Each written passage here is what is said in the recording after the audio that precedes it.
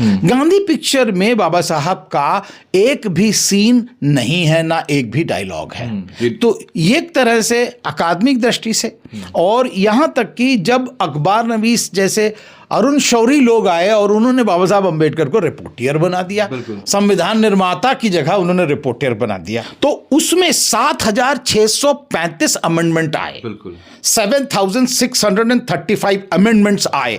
बाबा साहब ने 7,635 अमेंडमेंट पढ़े और 5,162 अमेंडमेंट को खारिज किया कि नहीं, इसके अंदर कोई सब्सटेंस नहीं है, ये मतलब नहीं है। और फिर 2,473 अमेंडमेंट को अंगीकार करके 395 अनुच्छेद वाला संविधान बनाया।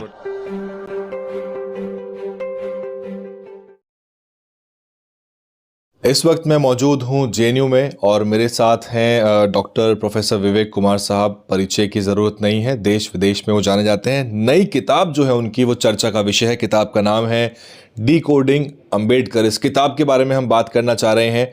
और इस वक्त जो है प्रोफेसर साहब यहाँ पर एचओडी की भूमिका में तो हैं ही, बल्कि कई मंचों से जो है वो लगातार बाबा साहब को लेकर, आरक्षण को लेकर बहुत पुरजोर तरीके से अपनी बात रखते थे। सर, बहुत स्वागत है आपका। Thank you, thank you, thank you Dalit News ji. सवाल मेरा पहला यही है कि आप एक वास्ट नॉलेज ऑफ होराइजन की इसमें बात करते हैं, और किस तरह से जो ये जिस होराइजन की आप बात कर रहे हैं, ये रीडिफाइन करता है बाबा साहब के रोल को बियॉन्ड द कॉन्स्टिट्यूशनल फ्रेमवर्क। ये बात सही है। और बाबू जी, मैं एक छोटा सा जो है, ये मेरा पर्सनल व्यू है असल बात, क्योंकि जो है, और मैं एचओडी अब नहीं हूँ, मैं बस मेरा टर्म ख़त्म हो चुका है, तो इसलिए मैं प्रोफेसर विवेक कुमार एक समाजशास्त्री के रूप में अपनी पर्सनल बात कर रहा हूँ अपनी किताब के बारे में। इसका कोई संस्थान से लेना देना नहीं है, ये एक राइडर होता है ना। तो सबसे बड़ी बात यह है कि ये जो किताब है, एक तरह से हम ये कह सकते हैं कि बाबा साहब अंबेडकर को अकादमिक दृष्टि से प्रस्तुत करने की कोशिश है। और बाबा साहब के जो अकादमिक ज्ञान का उत्पादन है वो किस प्रकार हुआ। ये नहीं कि जो है किसी ने भाषण दिया वो नॉलेज हो गया। हम बाबा साहब के भाषणों की बात नहीं कर रहे हैं, स्पीचेस की बात नहीं कर रहे हैं। हम बात कर रहे हैं कि बाबा साहब ने जो फॉर्मल ओकेजन्स होते थे, जैसे कि जब वह सेमिनार में जाते थे, कॉन्फ्रेंस में जाते थे, या मेमोरियल लेक्चर देने जाते थे, या उन्होंने जो किताब लिखी तो बहुत बड़े प्रकाशक उसको प्रकाशित कर रहे थे, ऐसे ज्ञान के उत्पादन की बात कर रहे हैं जिसको अभी लोगों ने देखा नहीं है, जिसको लोगों ने पढ़ा नहीं है।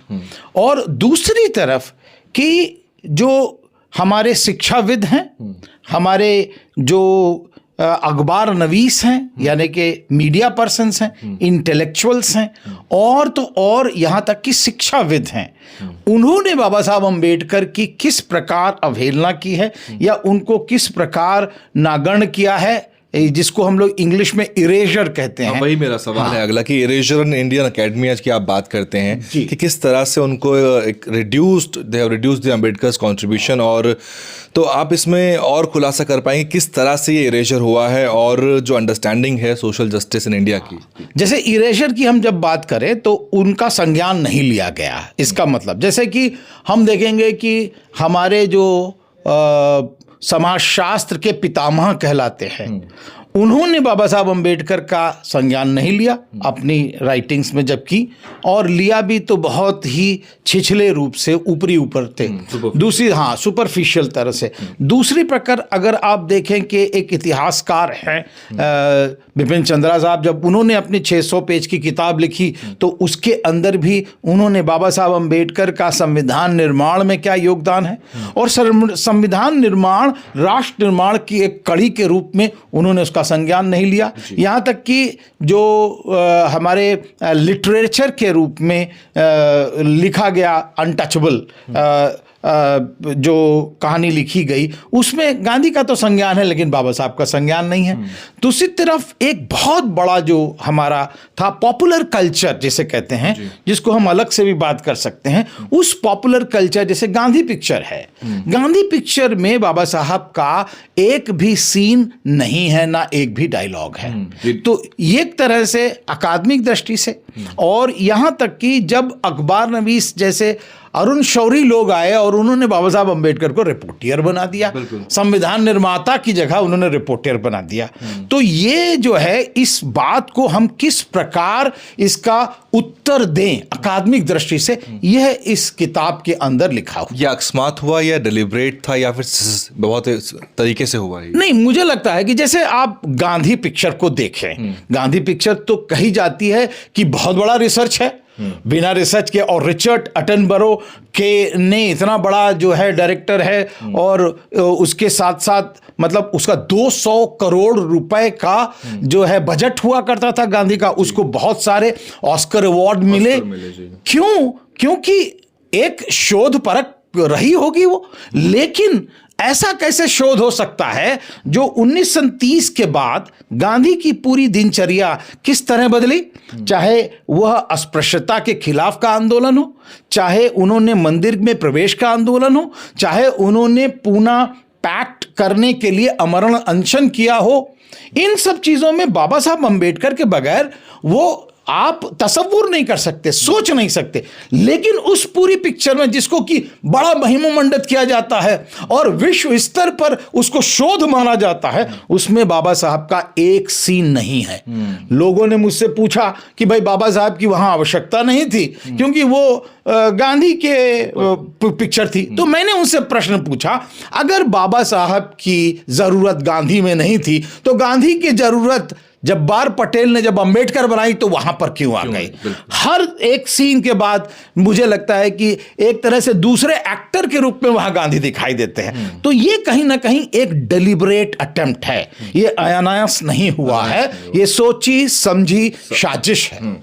बाबा साहब और इंडियन डायस्पोरा को लेके भी आप किताब में चर्चा करते हैं, आपने अपने इंटरव्यू में भी हाईलाइट किया है। तो जो राजनीतिक, जो सामाजिक और राजनीतिक परिदृश्य है, उसमें बाबा साहब की विचारधारा को कैसे आप जोड़ के देखते हैं? देखिए, इंडियन डायस्पोरा जिसको हम लोग अप्रवासी भारतीय लोग कहते हैं, वो बाहर बसे हुए जो भारतीय यहाँ से गए, उनकी बहुत बड़ी संख्या है।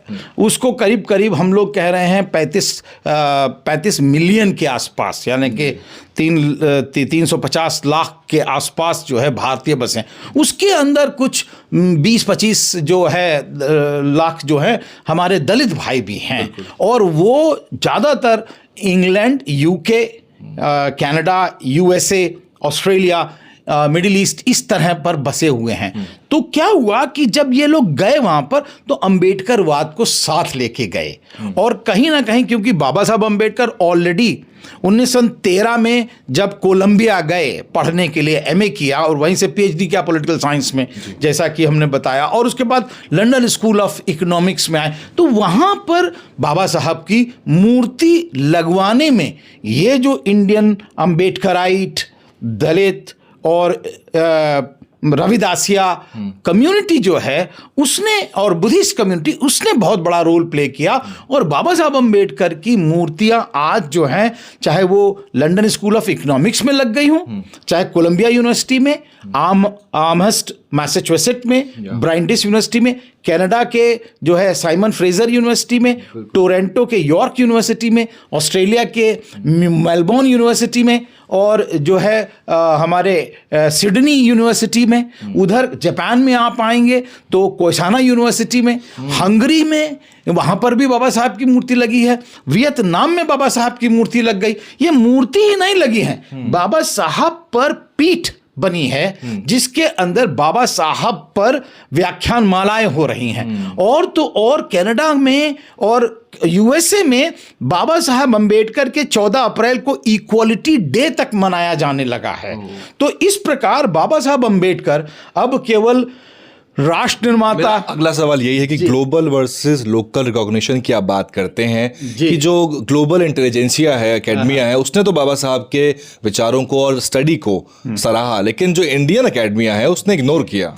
ये बहुत अच्छा प्रश्न पूछा है वैभव जी आपने, और मुझे लगता है कि आपने किताब का भी अध्ययन कर लिया इसी बहाने, क्योंकि हमने देखा कि जो हमने आपको बताया कि यहाँ पर चाहे वो मुल्क राज आनंद जिन्होंने अनटचेबल लिखी, जिसमें उन्होंने बाबा साहब का जिक्र नहीं किया, बिपिन चंद्रा ने बाबा साहब का जिक्र उस प्रकार नहीं किया जिस प्रकार किया जाना चाहिए।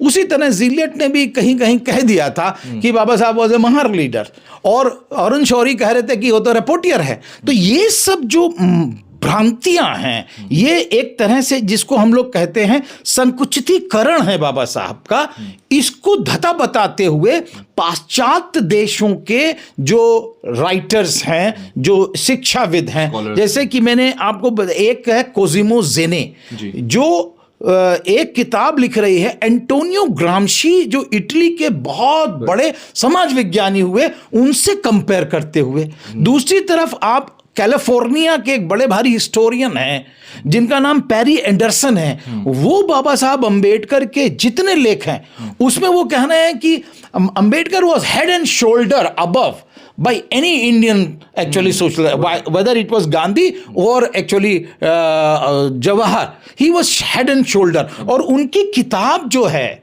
पार्टीशन और पाकिस्तान और पार्टीशन ऑफ इंडिया, उसको वो बता रहे हैं कि उसके अंदर जो उन्होंने लिखा था वो एक प्रकार से सभी लोगों के पास पाई जाती थी, जिन्ना और गांधी के पास भी पाई जाती थी, जिसको वो पढ़ते थे। और उन्होंने, बाबा साहब ने पहली बार जो है कल्पना की थी कि आप क्या करें, अगर सचमुच इसका बंटवारा रोकना है तो आप क्या करें, ये बाबा साहब ने लिखा था। और वहीं से राष्ट्र निर्माण की एक प्रक्रिया की भी बात वो करते हैं। आप हिंदू सोशल ऑर्डर का भी इसमें जिक्र करते हैं कि बाबा साहब का जो राइटिंग्स हैं, क्रिटिक है स्पेशली, वो किस तरह से इस पर प्रकाश डालता है। एक तो सबसे बड़ी बात यह है कि बाबा साहब अंबेडकर जात की उत्पत्ति का जो एक तरह से जिक्र करते हैं, वो उनकी ओरिजिनल थियरी है। वो ये नहीं बता रहे हैं कि किस प्रकार यहाँ पर जात की उत्पत्ति के लिए हमको ऋग्वेद या पुरुष सूक्त में जाना चाहिए। उन्होंने ये नहीं, उन्होंने कहा कि this is basically artificial chopping of the population of India, क्योंकि पहले जो यहाँ पर लोग थे वो अंतर जातीय विभाग करते थे। और बाकायदा उन्होंने एक आर्टिकल जो कोट किया वो है मनुज मैडनेस करके, उसके अंदर कि जब मनु के विधान में पितृ सावर्ण, मतलब पिता के आधार पर मेरा डिसेंट नाम ये हटा करके मात्र सावर्ण किया गया, तब से जो है जाति व्यवस्था और भी जघन्य हो गई और दलित समाज के लोग दलित ही रह गए। बाबा साहब अंबेडकर ने द शूद्रास में भी बाकायदा ये नहीं कि उन्होंने केवल ऋग्वेद की बात करी, बाबा साहब ने यजुर्वेद, ब्लैक यजुर्वेद और व्हाइट यजुर्वेद की भी गणना करके इतने गूढ़ तत्व को उन्होंने सामाजिक संरचना में बनाया है, जिसको कि किसी भी समाजशास्त्री ने अभी तक नहीं देखा है। आपकी किताब में आपने तुलनात्मक अध्ययन भी किया, आपने कुछ वेस्टर्न फिलोसोफर्स रॉल्स, वेबर और मार्क्स से भी आपने तुलना की है। तो कैसे अलग है बाबा साहब की जो सामाजिक न्याय की अवधारणा है वेस्टर्न थिंकर्स के मुकाबले? देखिए, वेस्टर्न थिंकर्स में सबसे बड़ी बात जो इसके अंदर मुझे नजर आई, जो लोग कह रहे थे, जैसे मैंने एलेनोर ज़िलियट का नाम लिया, उसके बाद गेल उम्बेट का नाम लिया, O.M. लिंच का भी नाम लिया, उसके बाद फिर कोजिमो जेने हैं, पेरी एंडरसन हैं, उधर क्रिस्टोफर ज़ेफलट हैं, ये सब लोग के साथ साथ क्रिस्टोफर क्वीन हैं, वेबस्टर हैं, काफी लोगों ने बाबा साहब के काम को जो है देखा। लेकिन जो बाबा साहब का एक बहुत बड़ा क्रिटिक उभर करके आता है कि वेस्टर्न डेमोक्रेसी फेल क्यों हुई है। ये जो है बातें वेस्टर्न फिलोसोफर्स ने नहीं लिखी।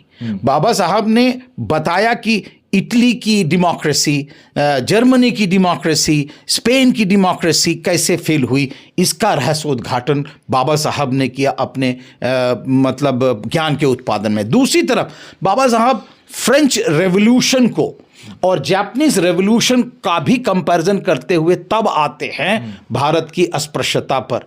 उसके बाद जब बाबा साहब जो है संविधान लिखते हैं तो संविधान में वो अमेरिका का संविधान देखते हैं, वो कनाडा का संविधान देखते हैं, और वो साउथ अफ्रीका का संविधान देखते हैं, और आयरलैंड का संविधान देखते हैं। इन संविधानों को देखते हुए जो लोग वेस्टर्न हैं उन्होंने तो भारत का संविधान नहीं देखा, और उन्होंने जो है बाबा साहब ने जो ज्ञान का उत्पादन किया है वो कहीं ना कहीं एक मील पत्थर से आगे है, और इसीलिए जो उनका नाम जो देने वाले हैं वो भी वहीं के लोग हैं जो उन्होंने सजेस्ट किया बाबा साहब का नाम। एक आपने बहुत एक नया, शायद मुझे लगता है बहुत लोगों को मालूम नहीं होगा, एडविना माउंटबेटन के जो चिट्ठी है जिसमें आयरिश स्टेट्समैन जिन्होंने संविधान बनाने में भी योगदान दिया आयरलैंड में, उनकी जो एप्रिसिएशन है बाबा साहब के टुवर्ड्स, उसका आपने जिक्र किया है जिसके बारे में लोगों को कम ही पता है। एक बहुत बड़ी बात है क्योंकि एडविना माउंटबेटन जो है, माउंटबेटन जो कि वाइस रॉय थे भारत के, उनकी पत्नी हैं, और वो लिख रही हैं बाबा साहब अम्बेडकर की बड़ाई करते हुए। सबसे बड़ी बात है कि उन्होंने उनके जो देशभक्ति की बात की है कि you are one of the greatest patriot, आप बहुत बड़े देशभक्त हैं और इस पे सबको नाज है, और आप जो है इसको जो संविधान निर्माती कमेटी की जो चेयरमैन है उसके लिए उन्होंने उसको धन्यवाद दिया। और ये सबसे बड़ी बात है कि एक कपोल कल्पित कथा है कि बाबा साहब का नाम संविधान निर्माती कमेटी के लिए किसी ने सजेस्ट किया। मैं नहीं बता रहा हूं किसने किया, लेकिन ऐसा है। लेकिन ये पत्र लिखित प्रमाण है कि बाबा साहब का नाम संविधान निर्माती कमेटी के चेयरमैन के रूप में मिस्टर वेलारा ने, जो कि आयरलैंड के बहुत बड़े कानूनविद थे और उन्होंने 1937 में आयरलैंड का कानून बनाया था, उन्होंने कॉन्स्टिट्यूशन बनाया था, तो इसलिए उन्होंने नाम सजेस्ट किया था बाबा साहब अम्बेडकर का। इसका मतलब कहीं ना कहीं जब बाबा साहब अम्बेडकर इन में थे, वहां पर जब लंदन में थे, तो उनसे कहीं ना ग्रेज इन में जब कहीं ना कहीं उनसे बात हुई होगी। वो रिसर्च अभी बाकी है, लेकिन ये बात लिखित रूप में आ गई है, प्रमाणित है कि बाबा साहब का नाम मिस्टर वेलारा ने जो है वो सजेस्ट किया था कॉन्स्टिट्यूएंट असेंबली के चेयरमैन के रूप में। तो जिस रिडक्शनिस्ट कॉन्स्पिरेसी की आप बात करते हैं उसको लेके बहुत कुछ सोशल मीडिया पे चलता है कि बीएन रॉय ही थे जिन्होंने संविधान लिखा और बाबा साहब तो मात्र एक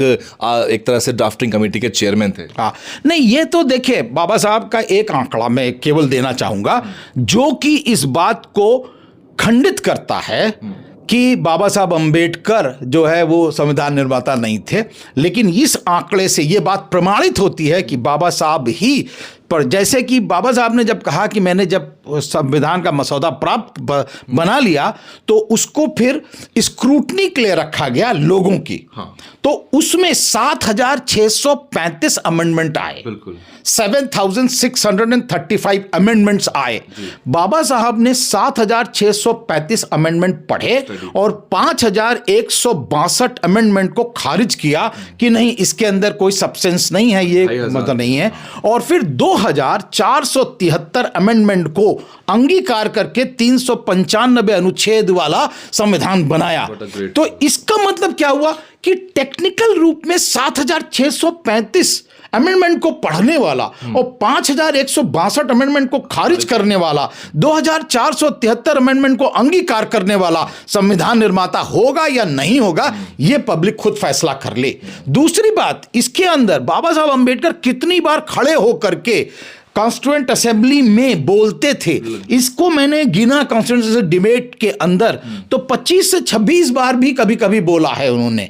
और पहला भाषण 3,000 शब्द का, दूसरा भाषण जो उन्होंने जब मसौदा दिया तो 8,000 शब्द का, आखिरी भाषण 3,700 शब्द का। इतना डिफेंड करने वाला व्यक्ति क्या मेन आर्किटेक्ट कहलाएगा या नहीं? और ये बात यही नहीं, देखिए इस बात में ये जो मैंने उनकी डीलिट की उपाधि जो है उसका एक लेटर है जिसके अंदर लिखा है chief architect of the Indian constitution. ये कोलंबिया यूनिवर्सिटी में डीलिट की उपाधि जब उनको मिली तो उसके अंदर साइटेशन मिलता है।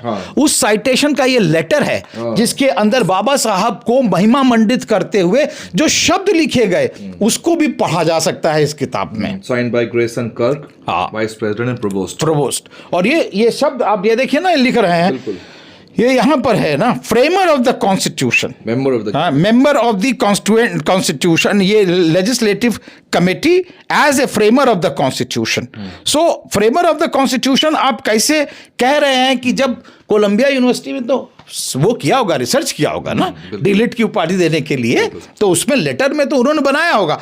तो जब लोग कह रहे हैं प्रमाण, और फिर टीटी कृष्णाचार्य ने खुद कहा, टीटी कृष्णाचार्य ने कहा कि 7 लोग थे, 6 गायब हो गए हैं, कुछ लोग मर गए, कुछ लोग बहुत दूर थे, कुछ लोग बीमार पड़ गए, और हुआ यह कि अकेले उन्होंने किया। अगर इतना भी कहने के बाद भी लोग बाबा साहब को संकुचित करना चाहते हैं तो ये तो उनकी, जिसे कहना चाहिए, सोच पर तरस खाने के लिए ही हमें रहना चाहिए। अगला सवाल सर, बाबा साहब आज हर पॉलिटिकल पार्टी की एक तरह से मंचों पर हैं, बैनर पे हैं, तो आप पॉलिटिकल सिंबलिज्म और रियल एम्पावरमेंट के बीच में चर्चा करते हैं। देखिए, सबसे बड़ी बात यह है कि बाबा साहब को मानना और बाबा साहब की मानना, इसमें अंतर है।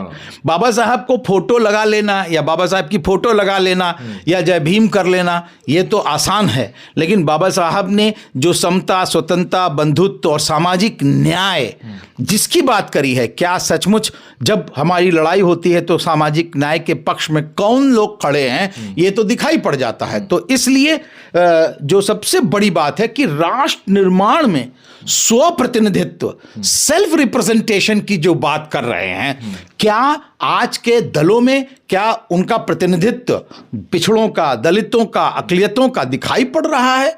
अगर नहीं दिखाई पड़ रहा है तो फिर बाबा साहब को मानना ये आप नहीं कह सकते हैं। दूसरा, बाबा साहब के प्रेडिक्शंस के बारे में बात करते हैं कि कैसे जो जाति है एक वैश्विक फिनोमेना बन जाए, ग्लोबल फिनोमेना बन जाएगी, और क्या चैलेंजेस रहेंगे वर्तमान स्थिति में। ये बात बाबा साहब ने बहुत पहले 1917 के अंदर कही थी कि 2 caste is a local problem, but if Indians migrate world over it will become a world menace.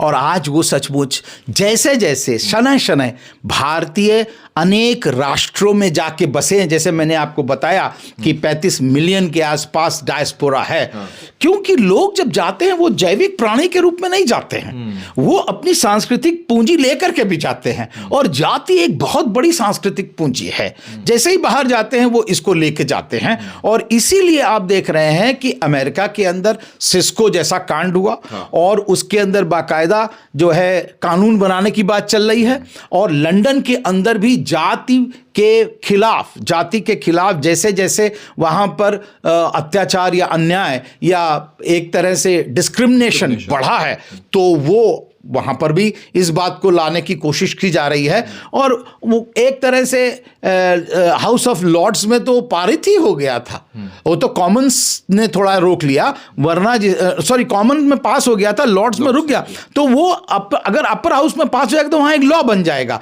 और हमने देखा है कि किस प्रकार बाहर जाकर के लोग किस प्रकार अपने आप शादी.com में चले जाएं और तो पता चल जाएगा कि आपको किस प्रकार जातियां आज भी जीवित हैं। और अगर इंटरनेशनल पब्लिकेशंस हैं जो लोकल, उसको अगर आप देखें, मैं इस किताब में एग्जांपल दे रहा हूं कि किस प्रकार जो इंटरनेशनल पब्लिकेशन हैं यहाँ के नेशनल पब्लिक अखबारों के, उसके अंदर जो जातिवार इश्तहार हैं शादियों के, वो ये बता रहे हैं कि शादियां अब पूरे विश्व में पहुंच गई हैं। तो भविष्य के स्कॉलर्स को, रिसर्चर्स को क्या कहना चाहेंगे आप? मैं तो बहुत अच्छा प्रश्न है वैभव जी, आपने ये पूछा। सबसे बड़ी बात है कि हमको 2 बातें हैं। I ask who is afraid of academic Ambedkar? अकादमिक अंबेडकर से कौन डरता है?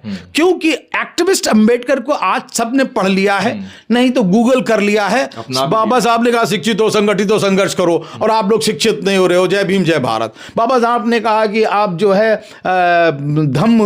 बुद्ध धम्म अपनाओ, आप नहीं आ रहे, जय भीम जय भारत, सब ये दे देते हैं। बाबा साहब ने राजनीतिक दल बनाए, आप नहीं आ रहे हो। लेकिन बाबा साहब ने कितने दिन तेल जला करके रातों में अपनी बातें पढ़ करके किस तरह गूढ़ तत्व निकाले, बुद्धिज्म से किस तरह उन्होंने पढ़ा, उन्होंने बाहर के मार्क्सिज्म को कैसे पढ़ा, उन्होंने फ्रांस की क्रांति को कैसे, जापान की क्रांति को कैसे पढ़ा, उन्होंने अमेरिका के संविधान को कैसे पढ़ा। वो जो ज्ञान का एकत्रण किया और उसके बाद उसका उत्पादन किया, क्या हमारे विश्वविद्यालय के लोग, हमारे कॉलेज के लोग, हमारे जो पढ़े लिखे लोग हैं, क्या उस ज्ञान की परंपरा से अपने आप को आत्मसात करेंगे या केवल और केवल सुनी सुनाई कपोल कल्पित कथाओं पर बाबा साहब को मानेंगे?